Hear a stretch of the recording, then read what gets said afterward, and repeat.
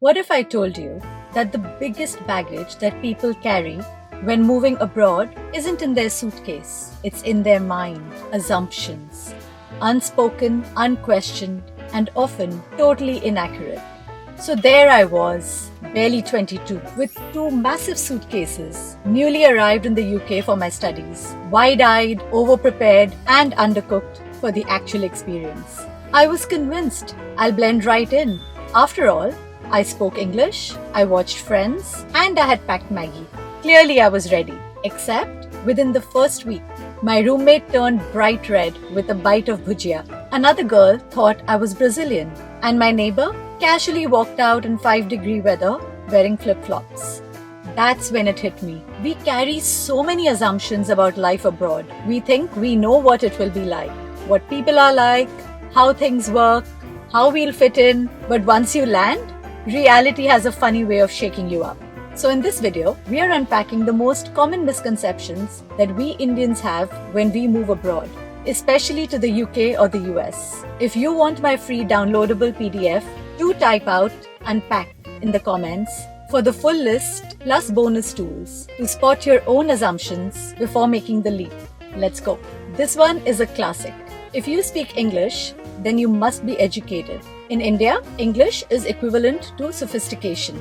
So naturally, when we hear someone speak in English abroad, we assume that they're very well educated and that they must have multiple degrees and they're probably CEO of a company. But here's the truth. In English-speaking countries, English is just a language, and that's probably the only language that they know how to speak. Unlike us Indians, it says nothing about someone's intelligence or education. You could meet someone who seems as though he's just stepped out of a TED Talk, but actually, he had dropped out of high school. Or someone who struggles with grammar but runs a $1 million company. Language is not status there, it's just a tool. The next one is quite interesting. Indians abroad often say, these people are so simple, they don't use any makeup. What? Daily foundation, lash extensions, tinted moisturizers, brow shaping, tanning, highlighting, Botox, fillers, microblading. Half of it is invisible but extremely expensive. People tend to wear a full face of makeup there, even to run errands. So their makeup style is very minimalistic. They want it to look natural. Whereas in India, when we put makeup, we want it to show. The bold kajal, the red lipstick, it's all meant to be noticed. Their makeup look is more polished and effortless, which ironically takes an hour and a $200 Sephora bill. Also in India, everyone aims for the fair and lovely look, whereas abroad, they crave the tanned, sun-kissed, bronzed look. They sunbathe and self-tan in order to achieve that, something we all run away from. Speaking of appearances, let's talk hair. We think everyone is walking around with naturally blonde, brunette, or fiery red hair. Reality, you might be chatting with someone who's blonde today and who was brunette yesterday, who probably used to be a redhead last fall. Hair color abroad is like an accessory. It changes with mood, season, or just boredom. Meanwhile, in India, we tend to color our hair to hide our grey strands, or maybe to try a fashion shade. But there is still an attachment to natural tones. Abroad, grey is celebrated, or swapped for lavender, or electric blue. You can rarely ever tell what someone's original hair color is. And it doesn't matter. The classic, is she a natural blonde, is actually a legit question. Also, we assume that just because the roads are clean and the rules are followed, it is much safer abroad. You can walk there alone at 3 a.m. Your phone's always safe. There's no need to worry. Now don't get me wrong, many places are much safer than India. But let's not romanticize it. Here's the thing. Safety is contextual. In Salt Lake City, Utah, I once saw a skunk in our neighborhood. My neighbor ran inside, came back with a gun, and shot the skunk right there. Yep, right in the residential area, broad daylight, Tuesday afternoon. Welcome to gun culture. Guns are legal in several states. People carry them. Children are trained around them. So yes, things might look safe, but under the surface, it's a whole different world. So safe can be relative, but it's not guaranteed. Want more examples like this? Do comment "unpack" for the downloadable PDF. Another common example, people abroad must be so open-minded. No judgment, just vibes. Well, sort of. Yes, They don't judge you on how you dress, on your sexuality, or whether you're living in with a partner, but there are very strong racial, political, religious identities. Conversations can be extremely polarizing. What is considered to be a normal conversation in India or a casual opinion could spark full-on debates abroad. I've seen families split over who they vote for. And the topics we treat lightly in India, like religion, are often much more sensitive there. In fact, I had a friend whose son did not want to attend the temple where the parents went. He was outcast from his family. His friends, family, the temple, everyone disowned him just because he chose another path. So questioning their faith or political preferences for that matter could be equivalent to questioning their beliefs, their identity.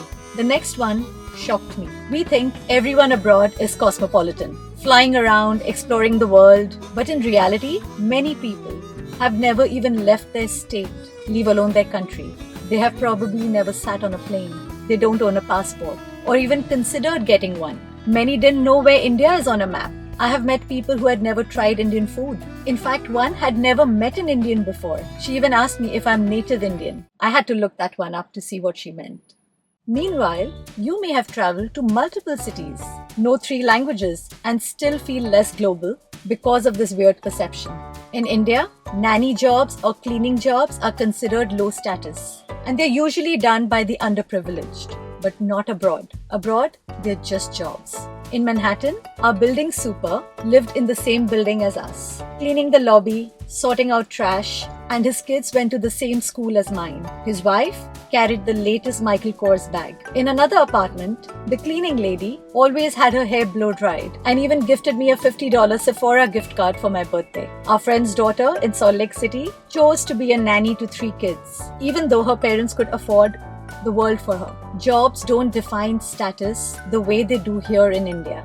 Dignity of labor is not just a phrase, it's a lifestyle.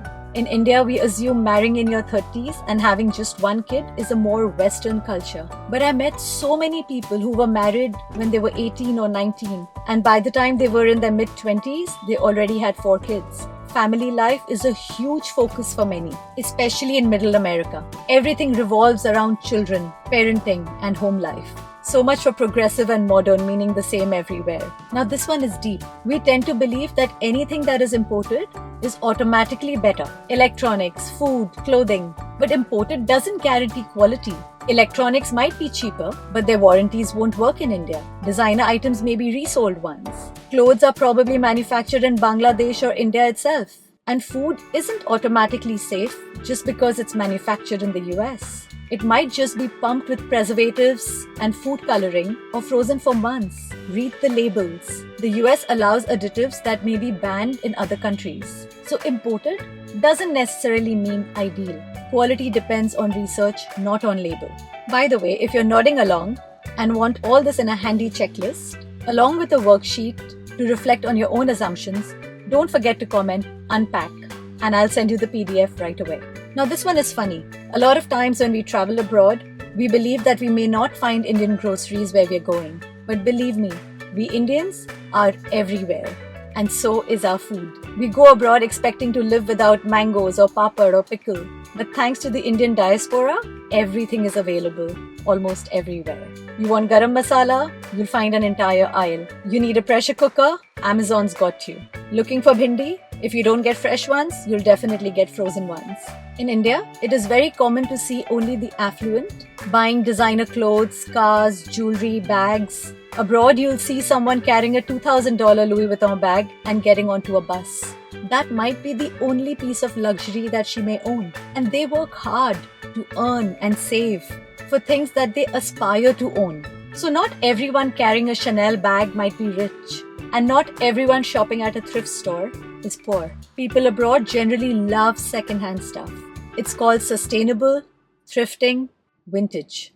From furniture to fashion to cars, second-hand is normal. Facebook Marketplace is a gold mine abroad. No shame, no stigma. So here's the thing. Moving abroad is incredible, but it's not some polished Instagram reel. It's real life with real people, weird quirks, and surprises that don't always match your checklist.